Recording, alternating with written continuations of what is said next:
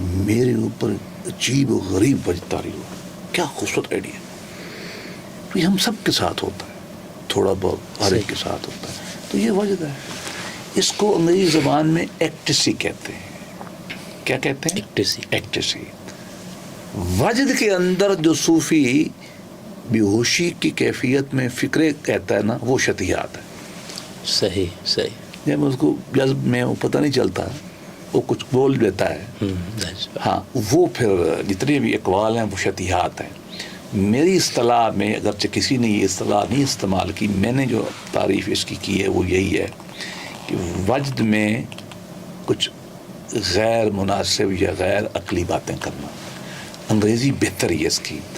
utterances in a state of intoxication, utterances in the state of spiritual intoxication. روحانی وجد میں کچھ باتیں کہہ جانا. utterances in a state of ecstasy. آپ وجد میں اور آپ سے کوئی بات نکل گئی, اچھا اس وقت ہوتا کیا ہے؟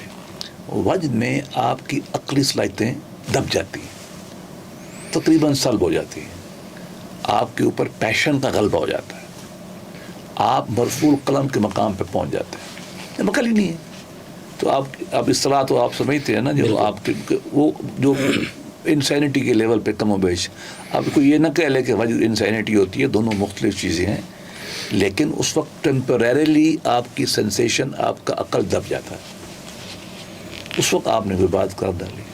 اس لیے پھر ہم لوگ کہتے ہیں کہ ذرا اس پہ نرمی کرو.